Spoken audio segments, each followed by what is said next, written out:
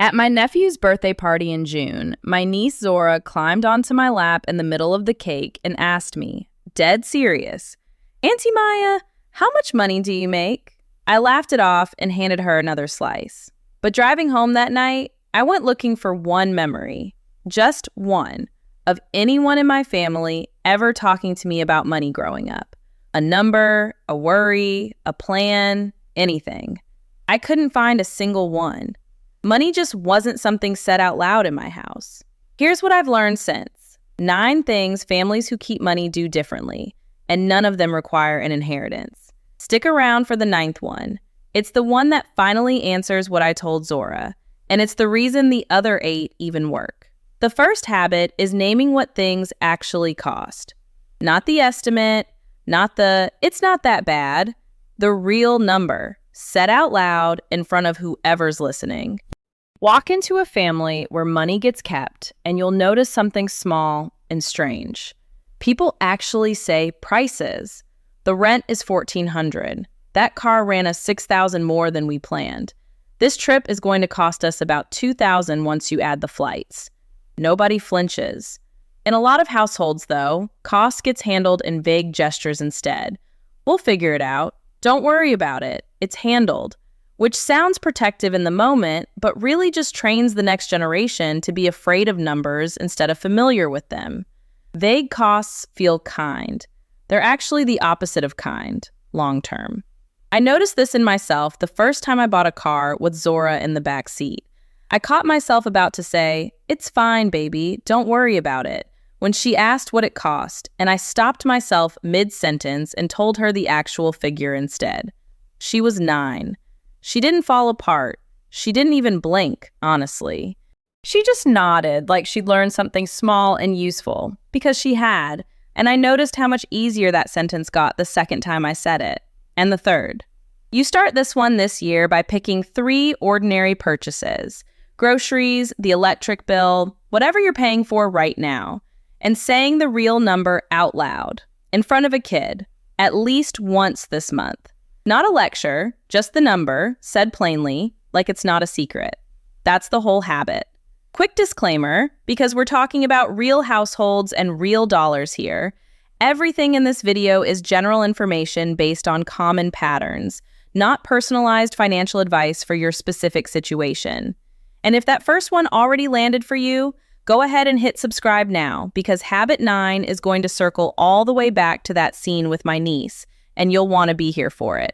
The second habit is the first job and the first bank account, treated like a real milestone instead of a chore to get out of the way.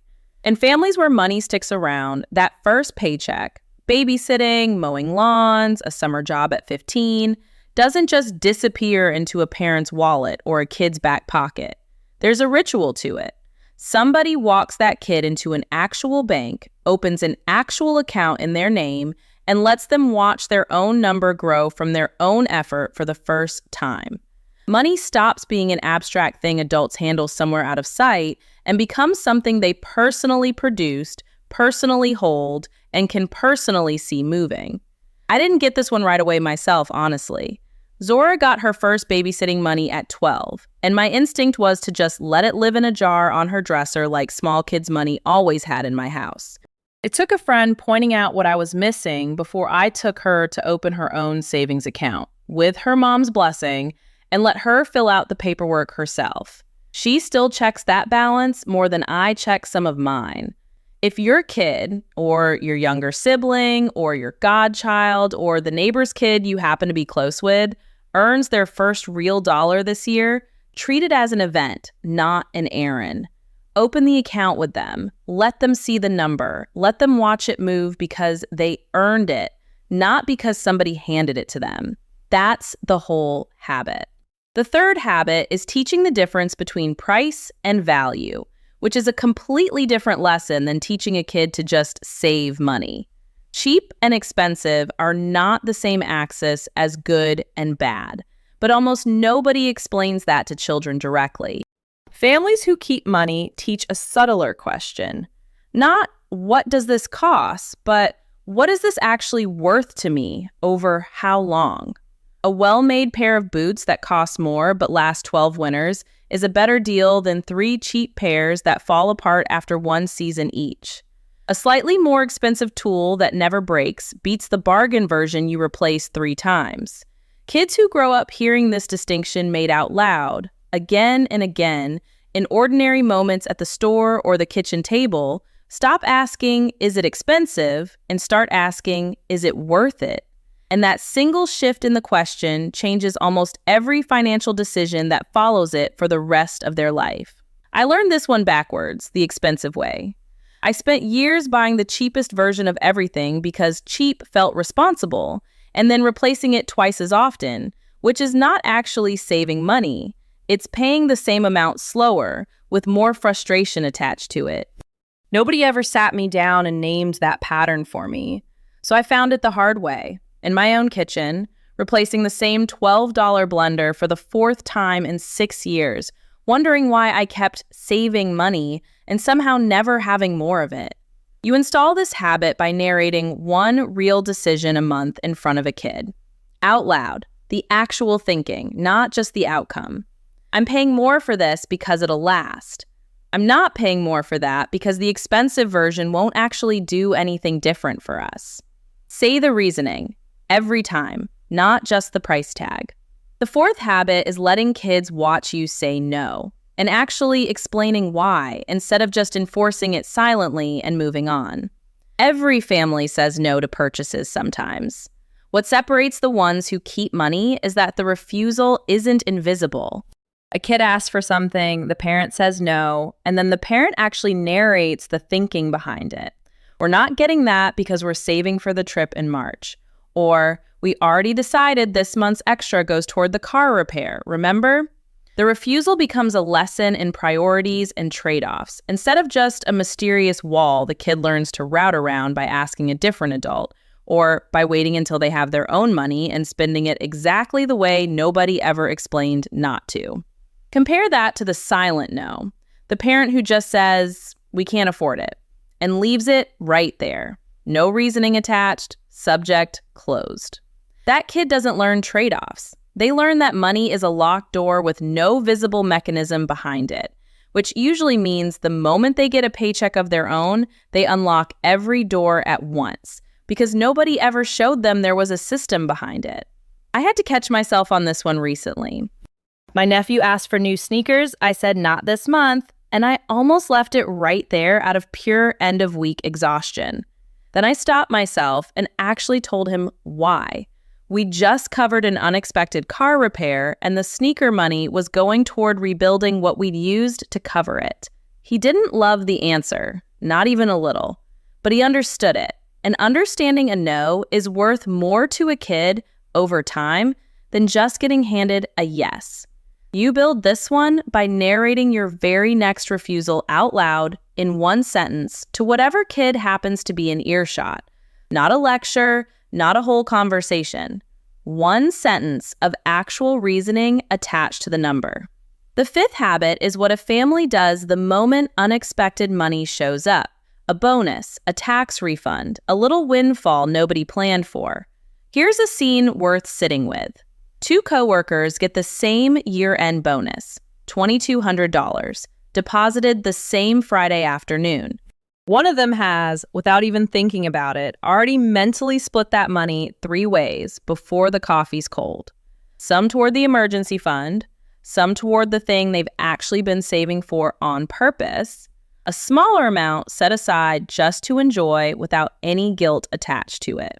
The other has already texted a friend about a weekend trip before lunch, and by Sunday, 2/3 of it is already spent or spoken for.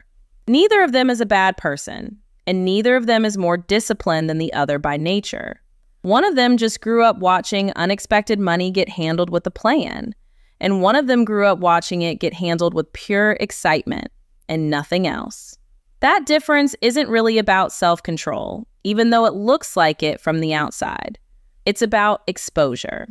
If you spent your childhood watching a windfall get met with, let's sit down and figure out where this goes, that becomes your automatic reflex as an adult. The same way flinching at a loud noise becomes automatic without you ever deciding to flinch. If you never watch that happen even once, You're inventing the entire process from scratch the first time real money lands in your hands as a grown adult. Usually under pressure, usually fast, usually with a friend already texting you about the weekend. This year, the next time unexpected money comes into your house, a refund, a bonus, a gift, anything that wasn't already spoken for, narrate the split out loud, in front of a kid, before you spend a single dollar of it. This is going 3 places, and here's why each one matters. That's the whole habit, and it might be the cheapest lesson you'll ever teach anybody. If a few of these are already true in your house, tell me which number below, 1 through 5, whichever one your own family already had, or the one that's brand new territory for you. I read every single comment, and it genuinely shapes what I build next. The 6th habit is keeping the family's money story honest, including, maybe especially, the parts where it went wrong. Families who keep money don't just tell the success version of their history. They tell the version with the mistakes still in it, unedited. We almost lost the house the year I got laid off, and here's what we changed after that. I bought a car I couldn't actually afford when I was 26, and it took me 3 years to dig all the way out of that. The failures get kept in the story, not smoothed out of it, because the failure is usually where the actual lesson lives, not the success. A polished success story with no mistakes in it teaches a kid nothing, except that money is supposed to be easy for people who are doing it right. And then their own first real financial mistake feels like personal proof that something is wrong with them specifically, instead of a normal chapter that even the adults they admire went through and survived. I think about this every time I talk to my mother about her own history, because for years, all I ever got was the polished version. Steady, careful, no visible drama, nothing to see. It wasn't until I was deep in my own credit card debt, feeling like a personal failure, that she finally told me about the year she nearly lost her car to repossession in her 20s, and how frightened she'd been, and what she'd actually done about it. I wish I'd known that story 10 years earlier than I did. It wouldn't have stopped my mistake from happening, but it might have stopped the shame that made the mistake feel so much heavier than it actually needed to be. You start this one by telling a kid, yours, a niece, a godchild, whoever's in front of you, about one real financial mistake you made, plainly, without dressing it up or softening it, and what you actually did about it afterward. One honest story told straight. That's the whole habit. The 7th habit is raising kids to expect stewardship instead of just consumption. Teaching them early that money that comes to them is partly theirs to enjoy right now and partly something they're responsible for carrying forward. This doesn't require actual wealth to teach. It requires a sentence, repeated over years, in ordinary moments. Some of this is for you to enjoy right now, and some of it is for the you that doesn't exist yet, the you in 10 years, the family you might build later on. Kids who hear that framing early grow up asking a different question than, what can I buy with this right now? They start asking, what does this need to do for me over time? That's not deprivation. And it's not about never enjoying anything. It's just a wider lens than only right now. I noticed the absence of this one in myself in my 20s, when every dollar I earned had exactly one job: disappear by the end of the month, no matter how much of it there was. Nobody had ever once suggested to me that some of it might have a longer job to do than that.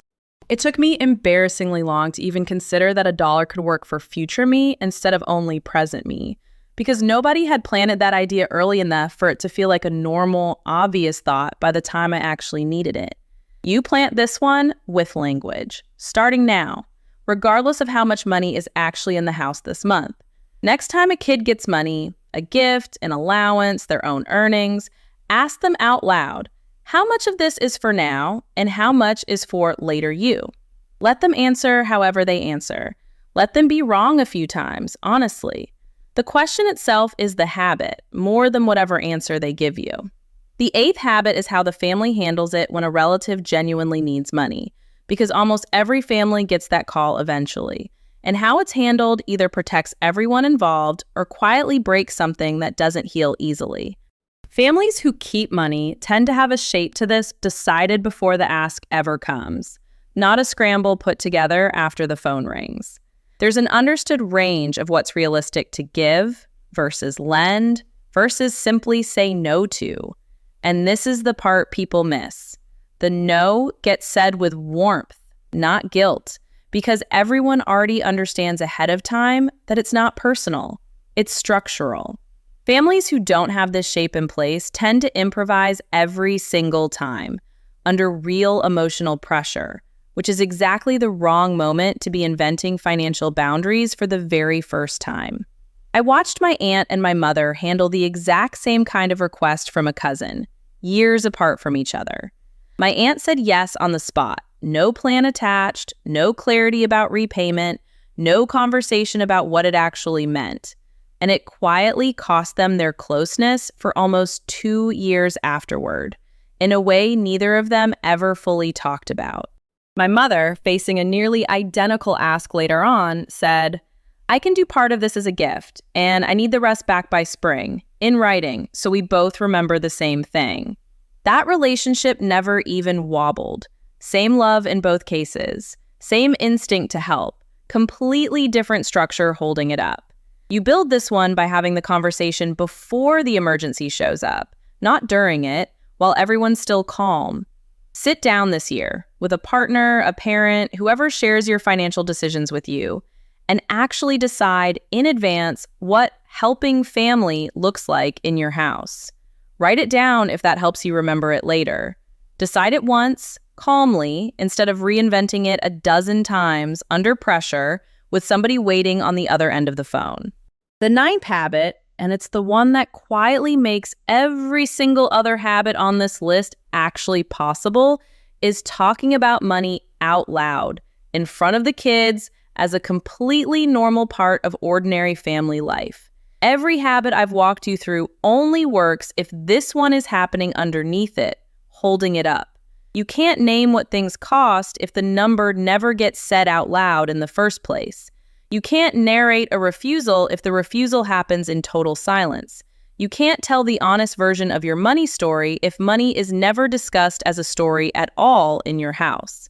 This 9th habit isn't really the last item on a list so much as it's the soil every other item on this list has to grow in. Pull it out, and the other 8 just sit there, unused, no matter how good the intentions behind them are. And here's the honest part of all this. This is exactly the habit that was missing from my own childhood. Not because anybody failed me on purpose, and not because anybody in my family didn't love me enough to bother. In a lot of households, money got treated like something shameful to admit trouble with, and something rude to admit success with. So the safest option, generation after generation, looked like silence in both directions at once. That silence gets inherited just as completely as any bank account ever does. And honestly, it usually gets inherited by far more people because almost nobody sets out to build it on purpose. It just happens by default, quietly, until somebody finally decides to say something out loud instead. I decided this year that somebody was going to be me. So when Zora asked me how much I make, I didn't just let that moment pass with a joke and a slice of cake. I went back to her a few weeks later, sat her down properly at my kitchen counter, and actually told her. Not every private number, but real, honest information about how money actually works in our family, in language a 12-year-old could genuinely hold on to. She asked good questions, real ones, and she remembered every single one of them a month later, which told me everything I needed to know about how long she'd been quietly waiting for somebody to finally say something to her. That's really what all 9 of these come down to once you stand back from the whole list.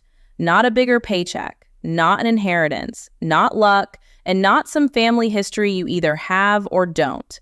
A family that decides on purpose to stop being quiet about the one subject that quietly shapes almost everything else in a household and says it out loud, at the kitchen counter, in the car on the way to school, at a birthday party over cake, wherever the actual moment happens to show up. If any of this made you think about a conversation you never got growing up, or one you're overdue to start yourself with somebody in your life, go ahead and subscribe, because this is exactly the kind of thing I keep building out here week after week. And send this video to the specific person in your family you'd actually want to have this conversation with this year. Not a stranger, someone specific, someone you're picturing right now. They'll know exactly why you sent it to them. I'll see you in the next one.